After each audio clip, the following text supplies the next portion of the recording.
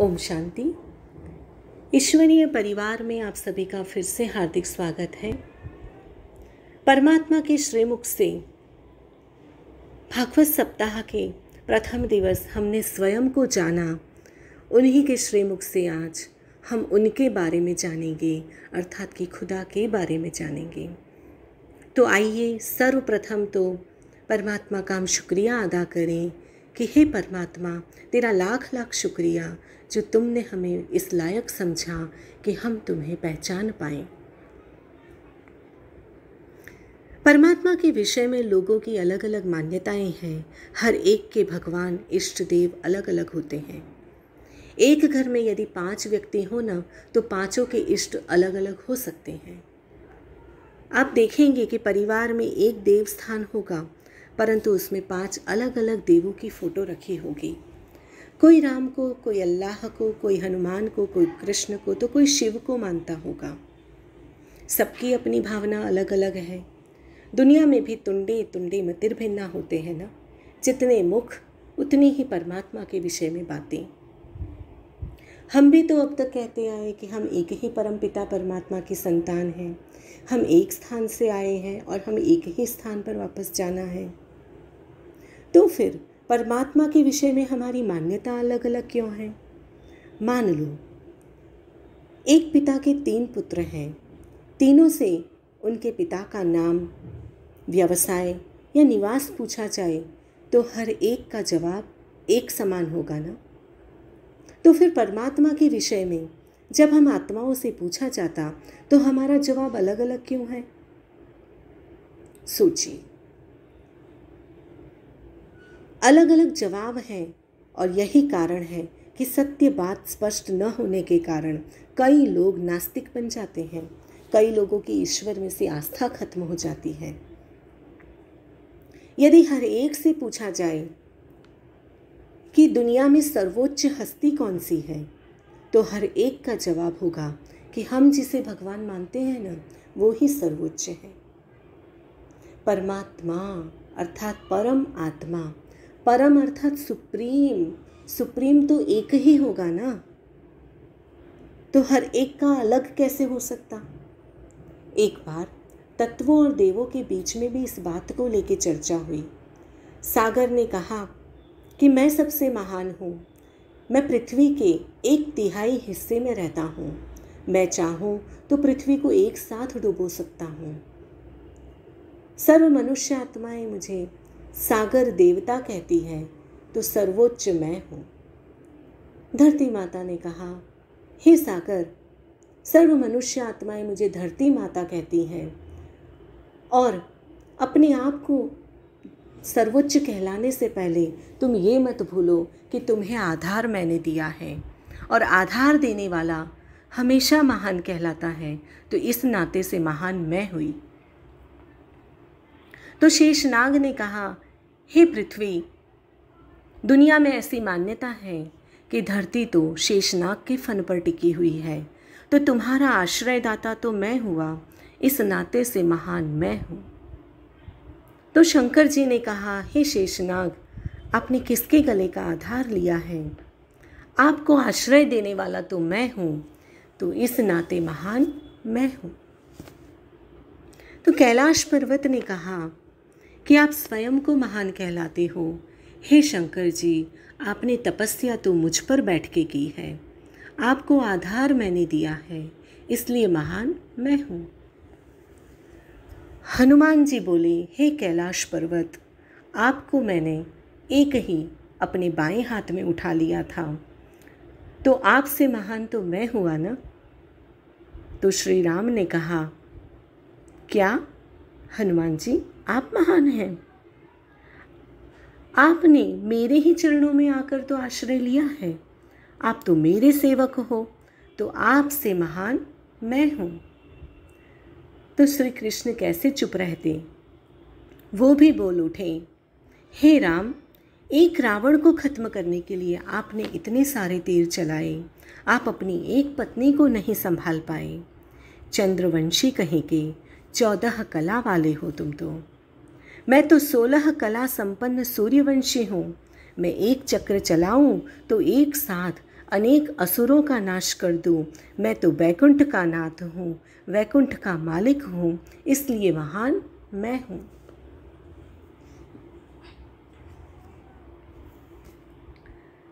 ब्रह्मा जी ने कहा, विश्व का मालिक स्वयं को कहलाते हो कृष्ण, पर सृष्टि का सर्जन तो मैंने किया है।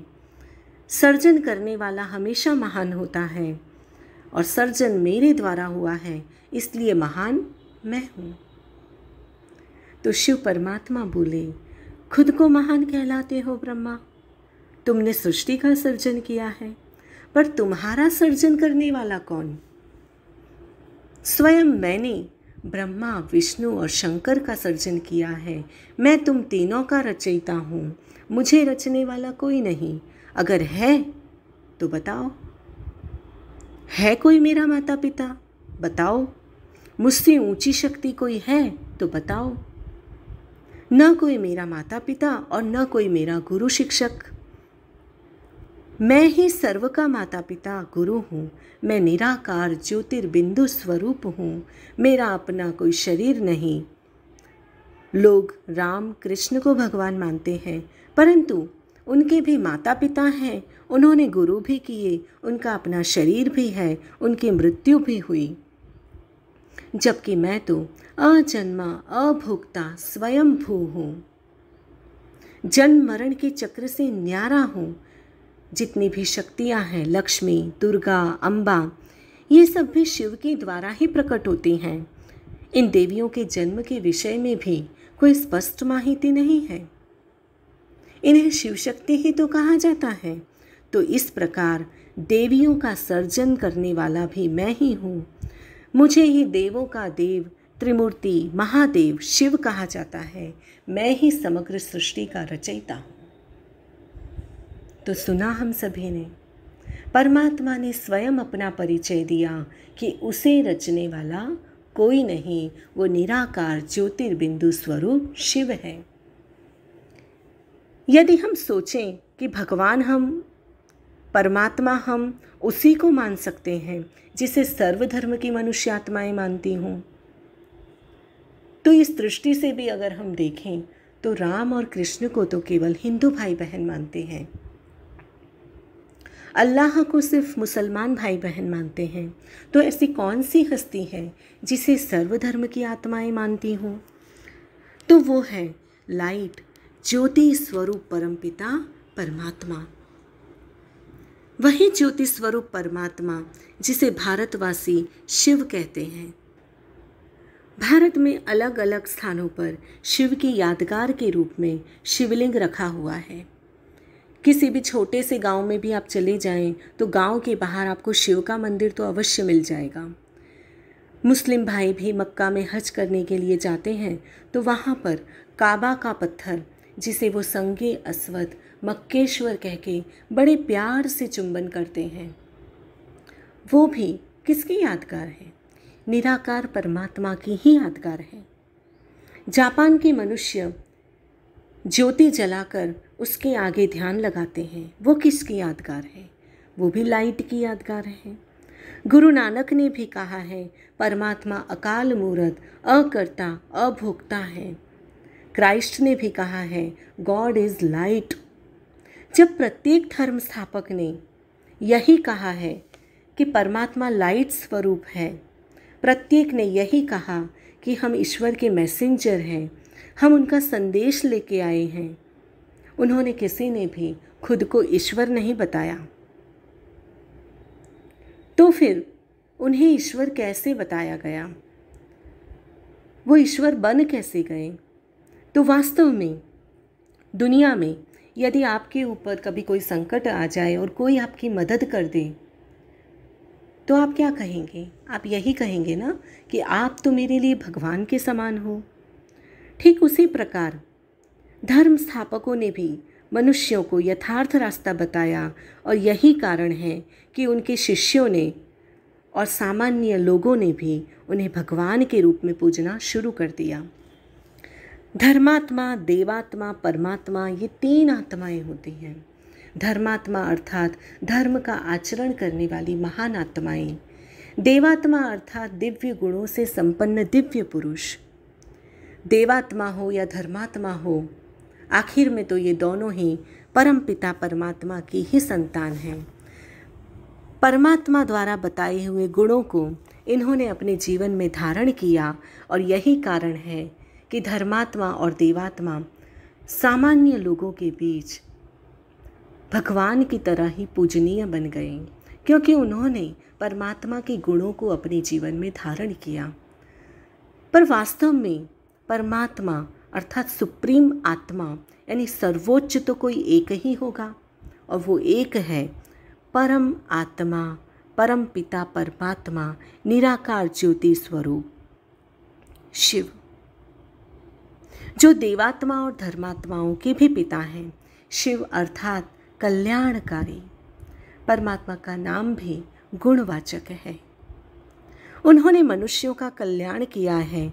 मनुष्यों का नाम तो उनके शरीर के ऊपर आधार रखता है, जबकि परमात्मा का नाम उनके गुणों से मैच खाता है।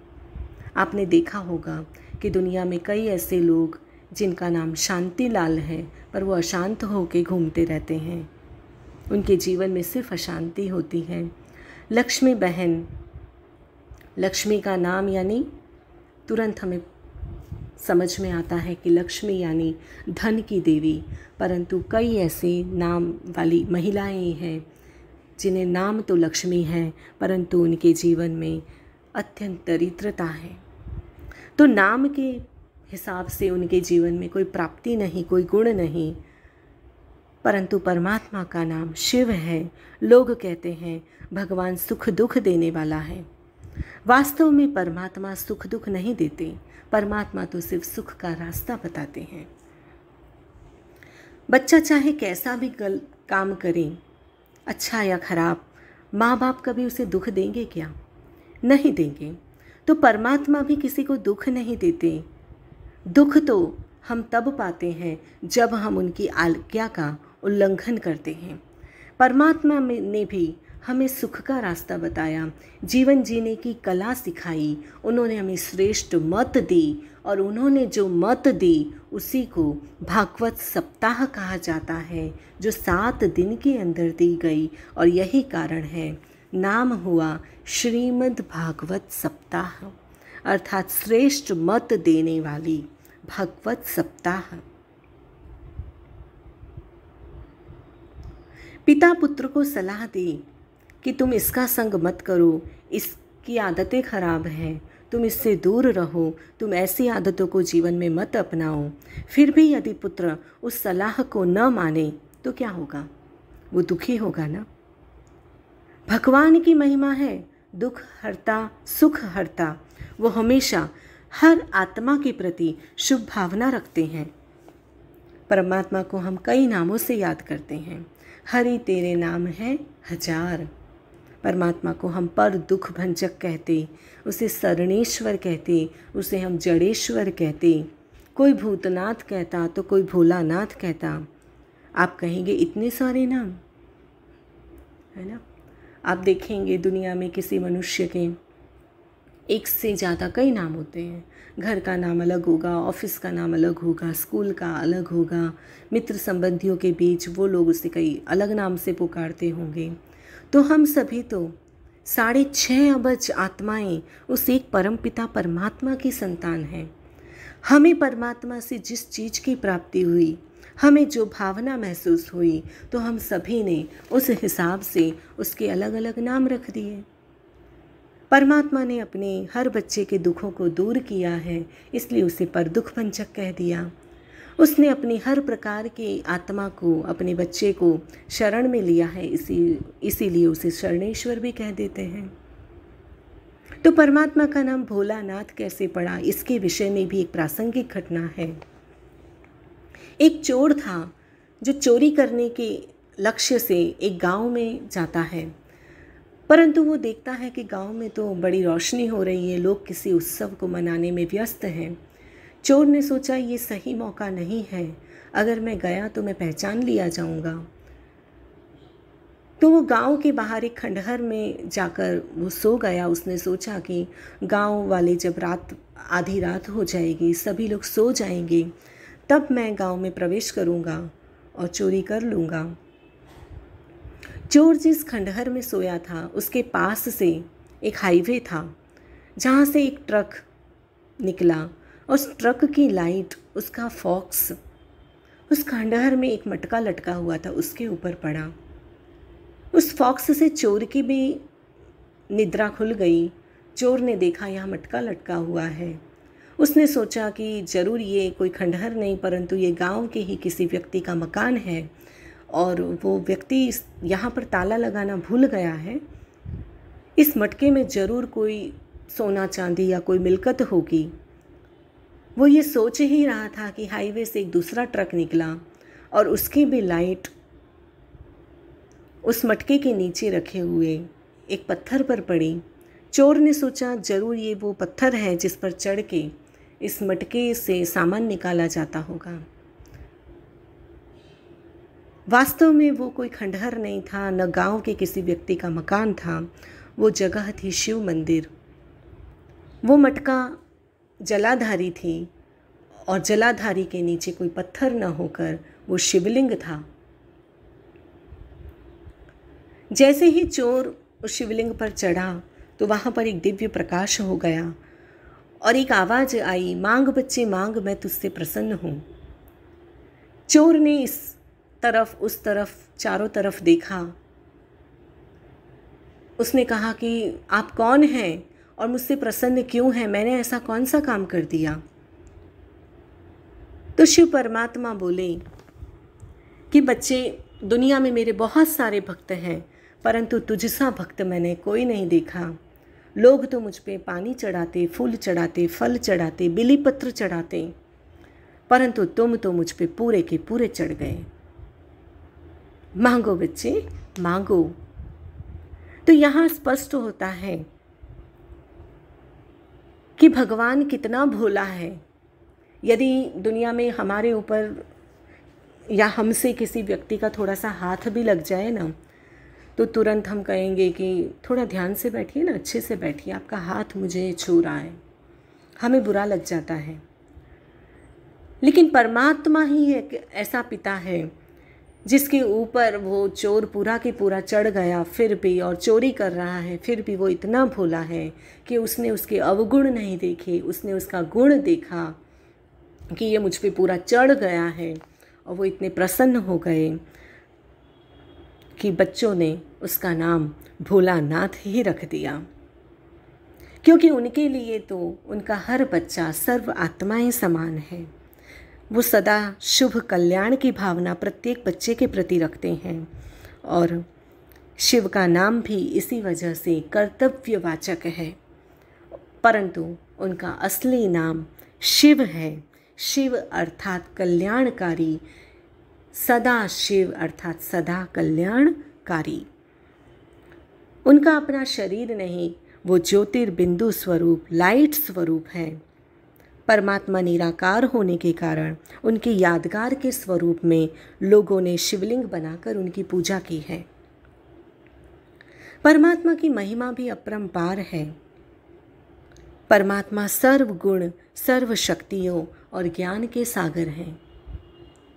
मान लो सागर के पानी को स्याही बना लें, धरती को कागज और वृक्ष की डाली को कलम बना लें।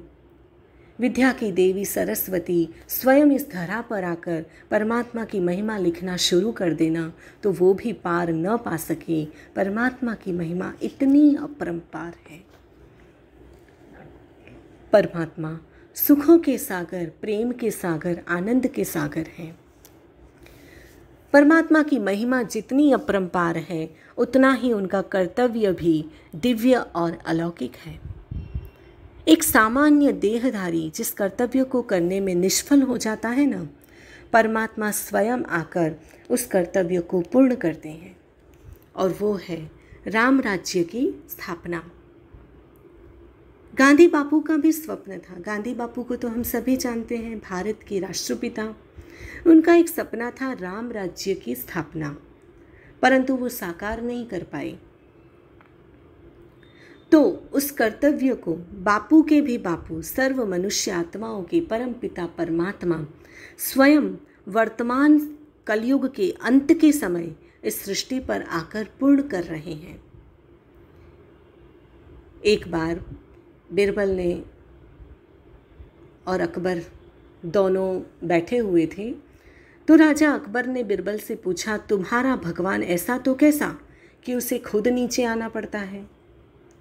बिरबल ने कहा कुछ सोचकर कि महाराज, आपके इस सवाल का जवाब मैं 1 सप्ताह बाद दूंगा। और उसके बाद बिरबल ने अकबर के पुत्र राजकुमार का एक पुतला बनवाया।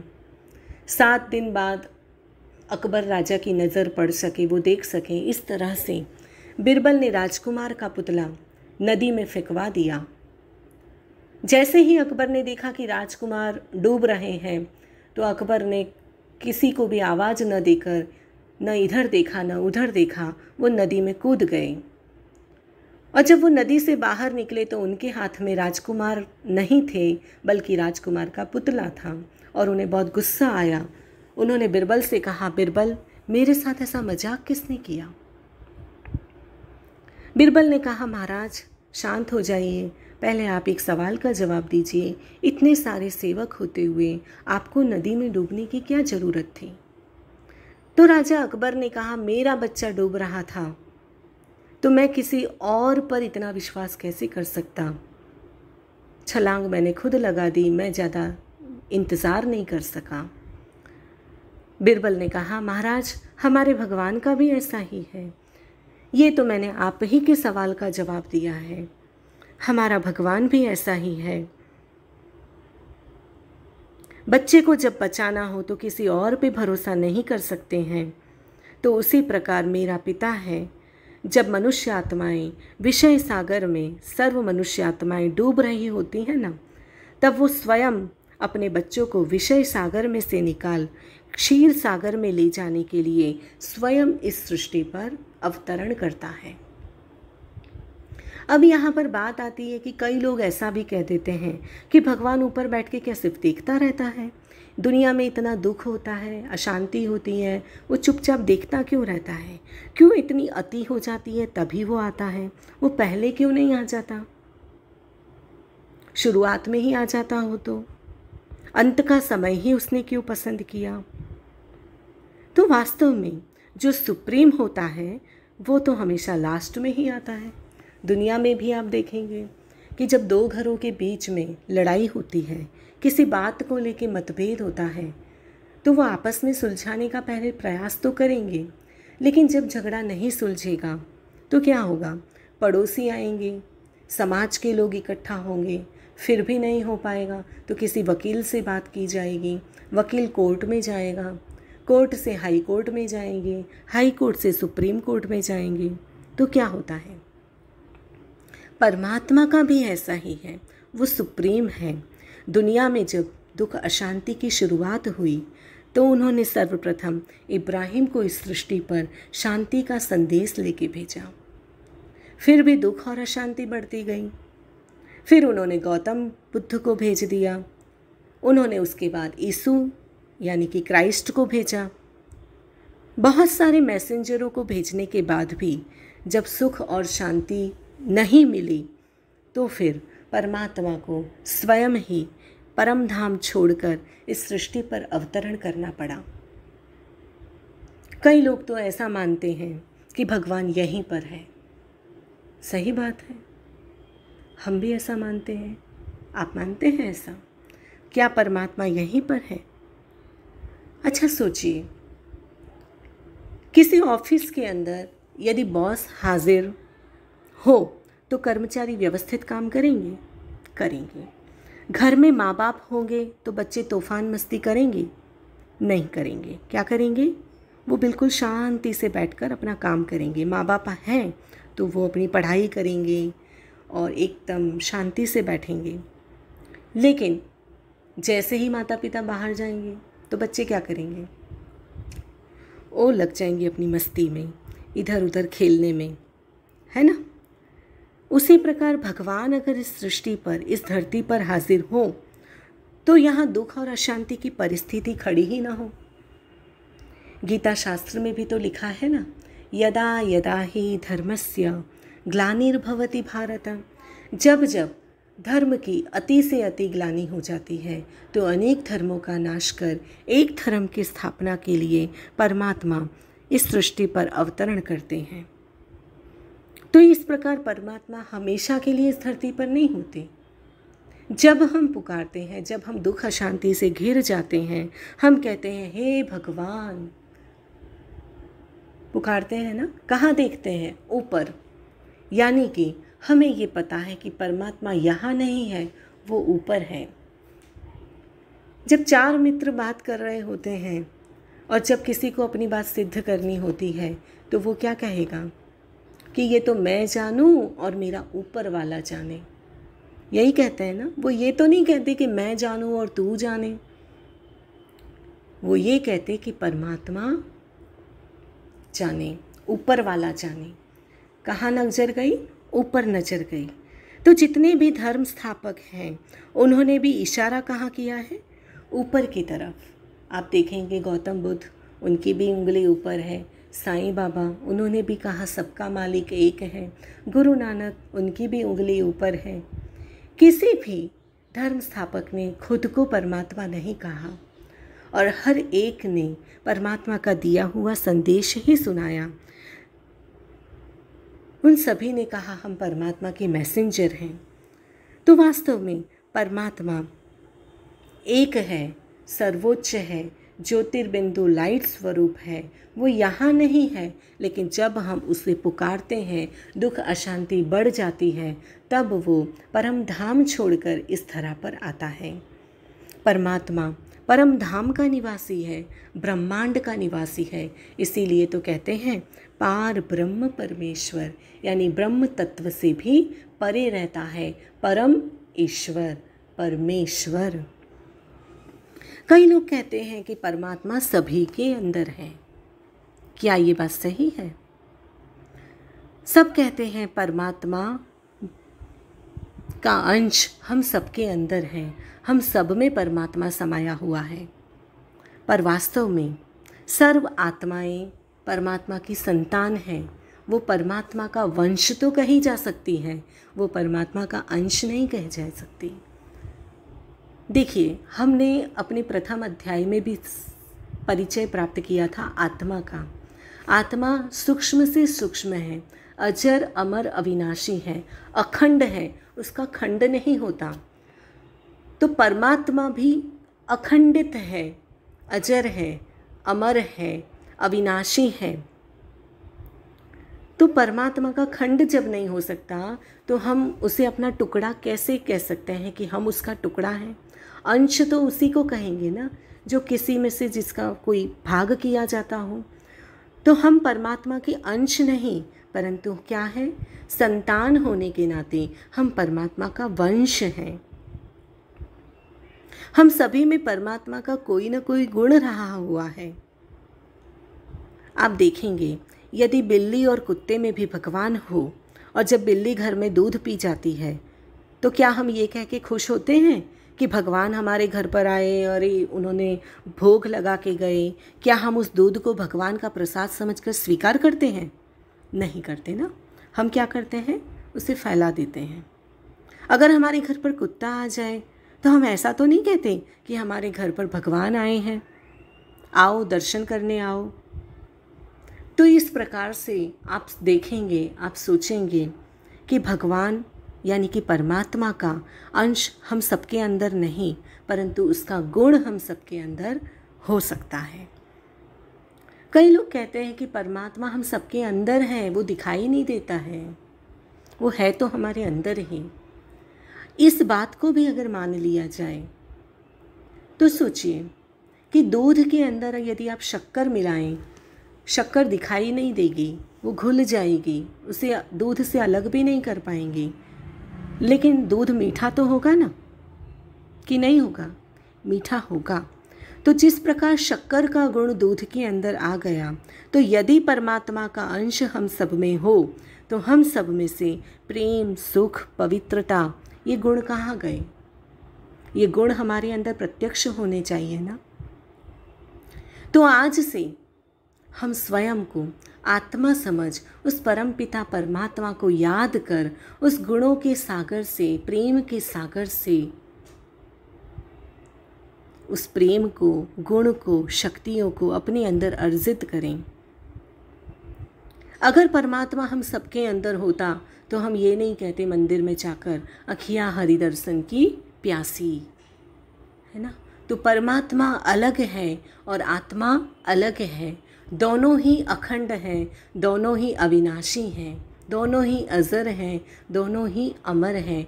परमात्मा एक है और सर्व आत्माएं उसकी संतान हैं। तो आज हमने देखा परमात्मा का नाम, उनका निवास, उनका स्वरूप, उनकी महिमा और उनके गुणों को हमने जाना, उनका कर्तव्य भी हमने जाना। अब आने वाले अध्याय में अर्थात तीसरे दिन, सप्ताह के तीसरे दिन हम परमात्मा का दिव्य कर्तव्य, परमात्मा इस कलयुग रूपी सृष्टि का परिवर्तन कैसे करते हैं, किस प्रकार वो सतयुगी दुनिया की स्थापना करते हैं, इस बात को हम जानेंगे।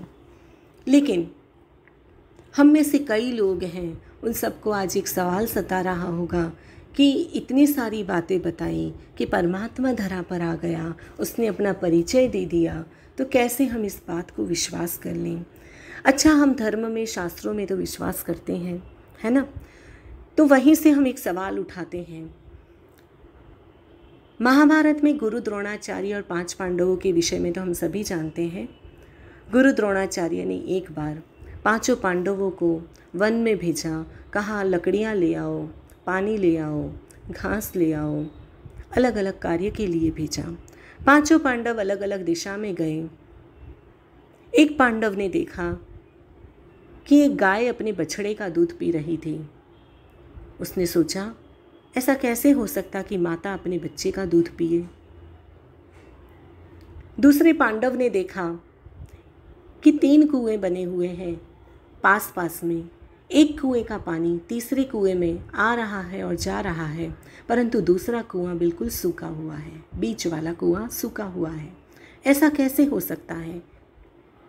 उसने भी सोचा कि गुरु से पूछ लूँगा। तीसरे पांडव ने देखा कि एक मटका जिससे 3 मटके भरे जा रहे हैं, वो तीनों मटके मिलकर भी एक मटके को नहीं भर पा रहे। तो ये कैसा दृश्य है, वो भी सोच में पड़ गया। चौथे पांडव ने देखा कि वृक्ष पर एक तोता बैठा हुआ था जो राम राम का जाप कर रहा था। उस वृक्ष यानी कि वो फलों का वृक्ष था, परंतु उस वृक्ष की नीचे कीचड़ थी और तोते की जो चोंच थी वो बार बार उस कीचड़ में जाकर वो अपना मुख दे रहा था।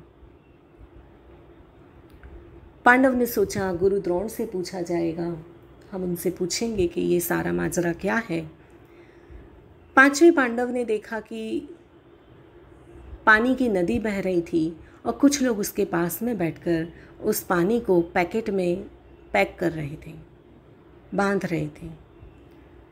तो वास्तव में ये दृश्य क्या था। नदी है, पानी पीना है तो ऐसे ही पी लो, उसे पैकेट में बांधने की क्या ज़रूरत है। तो 5 पांडव अपने सवाल लेकर गुरु द्रोणाचार्य के पास गए। गुरु द्रोणाचार्य ने जैसे ही इन सवालों को सुना, उनकी आंखों में अश्रु आ गए और ऊपर की तरफ देखकर उन्होंने कहा, हे परमात्मा, तेरा लाख लाख शुक्रिया, लाख लाख शुक्रिया। आप सभी इस सवाल का मंथन करें कि गुरु द्रोणाचार्य ने परमात्मा का शुक्रिया क्यों किया और उनकी आंखों में अश्रु क्यों आ गए, वो इतना खुश क्यों थे। वास्तव में पांडवों ने ऐसा क्या देखा था और गुरु द्रोणाचार्य ने उसका क्या अर्थ निकाला था। तो अब हम परमात्मा को अंत में शुक्रिया करेंगे कि आपने आज अपना परिचय दिया। जैसे शेरनी का दूध सोने के बर्तन में समाता है, इसी प्रकार आपने भी मुझे वो दिव्य बुद्धि दी कि मैं आपके द्वारा दिए हुए ज्ञान को पचा सकूं। उसके लिए आपका बहुत बहुत बहुत बहुत बहुत शुक्रिया। हे परमपिता परमात्मा, तेरा आशीर्वाद हम सभी बच्चों पर ऐसे ही बना रहे। ओम शांति।